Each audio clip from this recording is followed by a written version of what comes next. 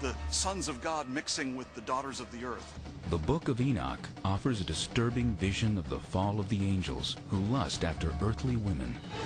And they began to go into them, and to defile themselves with them, and they taught them charms and enchantments, and they became pregnant. These angels have crossed over this boundary that they shouldn't have. When they decided to descend upon earth, this unleashed upon the earth all sorts of problems. Not only these giants who are bloodthirsty and violent, but also these angels went on to teach humankind a variety of forbidden crafts. They also taught human beings how to make weapons of war.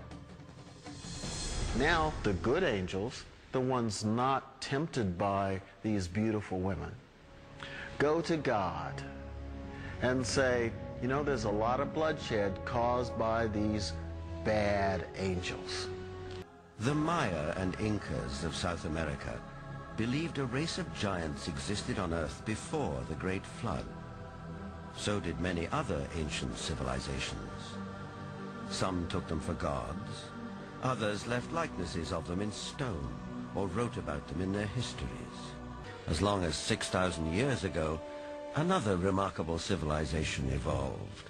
Its people were the Sumerians, who had an extraordinarily advanced culture. Their list of first just almost sounds like a whole list of our whole society. They had the first bicameral Congress, they had the first writing, they had the first school systems, and you know, you just go on and on and on. So you have to ask, well, where did all this come from? And I think that you need to turn to the ancient Sumerians themselves and listen very carefully to what they have to say, because what they have to say, not just in one place, but over and over and over again, is that they were taught civilization by these beings that came from the heavens to the earth. The Sumerians wrote down their history on clay tablets like these, which lay ignored in a Berlin museum for half a century. Few people have been able to decipher this ancient language, but one of them is Zechariah Sitchin. The writings and the pictorial evidence left behind by the Sumerians going back 6,000 years speak and depict people who came from another planet called Nibiru, and many of the depictions show them much bigger, at least by a third, perhaps more than the average human being, so they were giants. This Sumerian cylinder seal from a Berlin museum is astonishing for several reasons. First, it depicts our solar system with the sun at the center and the planets arrayed around it, a fact not known to European science till around 300 years ago. And amazingly, there's another planet, which the Sumerians called Nibiru, and believed that it was from where the Anunnaki, or celestial giants, came from. He is about 10 feet tall, a giant, one of those who from heaven to earth came. Looking for signs of extraterrestrial life, astronomers have searched deeper and deeper into the universe. But all along, maybe they should have been looking closer to home. For it's in our own solar system that a mysterious object has recently been detected, near where the Sumerians placed their planet Nibiru, home of the Anunnaki. For the believers, this is convincing evidence that the celestial giants are real.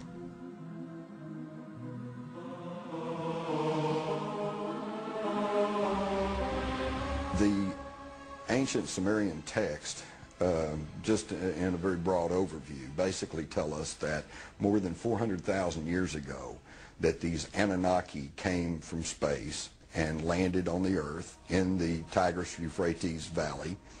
They began to set up a colony that they called Eden.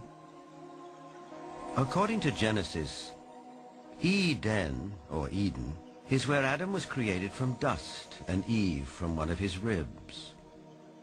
Others, however, have a more high-tech version of how human life began.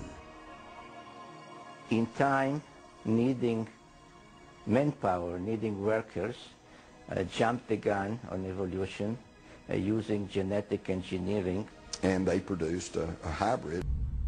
Legend has it that when the Anunnaki came back after several thousand years to see how their genetic handiwork had turned out, they found the Earth females irresistibly attractive. That's us? That's us. Basically, the Anunnaki said in their writings that the Sumerians left behind, we shall make the Adamu. They called their slave servant Adamu plural, which comes down to us in the Bible as the Adam.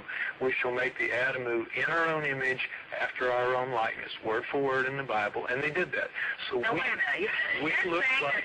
that we, the modern race of people, were genetically engineered by this superhuman race of aliens that came from other planets. And that we look like them. In the cylinder seals that we have, the 5,000 or so cylinder seals that we have out of the Sumerian culture, depicting gods and humans on the same cylinder seal at the same time, they always look the same. How did we lose 2 chromosomes? All primates have 48 chromosomes. We have 46. That is an awful lot of DNA. Where did it? If you read the Sumerian texts, the Anunnaki flourished from around 400,000 years ago, and by the way, they called where they lived in the Tigris-Euphrates Valley, the Eden. That was their word for where they lived. We've heard Adam, and we've heard Eden. Well, it turns out that a lot of the Old Testament is an attempt to rewrite the Sumerian epics of creation because they were considered to be the guys with the word. I have to break here. Accounts of godlike visitors abound. For example, in the books of the Tibetan Kanchur. The Kanchur consists of over 1,000 volumes containing the holy texts of Lamaism. Their secret code is the most complex ever devised. To date, only 1/100th of the Kanchur has been deciphered. The resulting translations are full of references to gods appearing in the sky, of the luminous pearls and transparent spheres in which they lived. In the fragmentary histories from the Bible to the scripts of Babylon, there are tantalizing views of Earth, seen from a distance, seen from space, seen by whom? Was it the vision of ancient astronauts communicated to the primitive population of a still young planet Earth? The search for humanity's first possible contact with alien beings in prehistoric times leads to an unlikely place. To the Bible's earliest chapters, to the book of Genesis. When the sons of God came in unto the daughters of men, and they bore children to them. Genesis 6:4. Exactly who were the sons of God mentioned in the text? The original Hebrew word is Nephilim. One translation of the word Nephilim is the men who came down, or those who came down, meaning those who came down from the sky. They could just be something like great heroes that came down from the sky and produced a hybrid race. We're dealing with an issue that I think has potential for being highly controversial, because after all, if you say that Jehovah is an ET, then that changes the basis of Judaism and Christianity in a very fundamental way. For many ancient Christians, the Book of Enoch was essential, yet it was banned from the Christian Bible.